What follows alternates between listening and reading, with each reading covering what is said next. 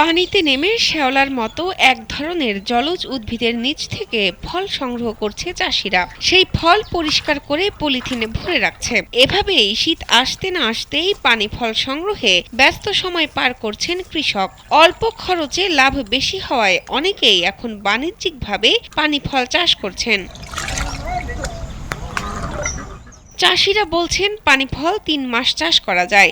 শীতের শুরুতে বাজারে মৌসুমী এই ফলের চাহিদা থাকে বেশি, দামও পাওয়া যায় ভালো।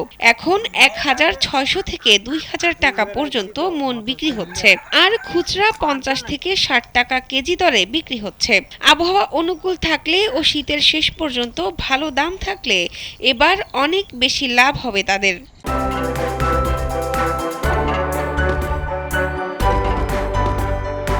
সকালে নেমে 10টা পর্যন্ত ফল তুলি, তোলার পর পাইকারি আসে, পাইকারি দিয়ে তাকে বিদায় করে দিই। আমার বড় ভাইয়ের সাথে পানি ফল তুলি, বাজারে খুব চাহিদা এবং বেচাকেনা খুব ভালো।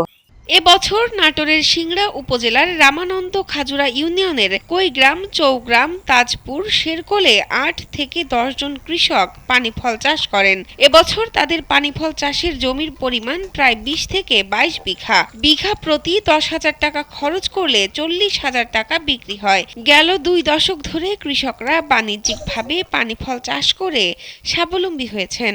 বিঘাকে ১০,০০০ টাকা খরচ করলে ১,০৪০ টাকা বিক্রি হয়। ব্যবসা বাণিজ্য এই এলাকার মানুষ করছে, তবে পানি ফলটার চাহিদা খুব। পানি ফলটা ১০-১৫ বছরের আবাদ হয়। বাইরে থেকে লোকজন এসে মন ভাই হিসেবে কিনে নিয়ে যায়, যার কারণে তারা কিছু লাভ পাওয়ার জন্য তারা আবাদ করে। চাষিদের সব ধরনের সহযোগিতা করছে জানিয়ে কৃষি বিভাগ জানায়, রোগবালাই কম, তাই পানি ফল চাষে ঝুঁকছে কৃষক। সাধারণত এর উৎপাদন খরচ কম হওয়ায় লোকজন বিভিন্ন বয়সের লোকজন খুব সহজে এটা চাষ করতে পারে।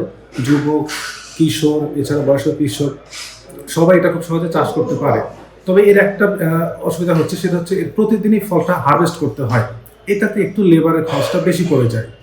বাজারে এই পানি ফলের বিক্রয় মূল্যটা ভালো, বর্তমানে ১৫০০ থেকে ২,০০০ টাকা মন হার কৃষকরা পাচ্ছে, এবং এর উৎপাদন খরচের চাইতে এর বিক্রয় মূল্যটা বা লাভ বেশি হওয়ার কারণে অনেক কৃষক এই পানি ফল চাষে ঝুঁকে পড়েছে।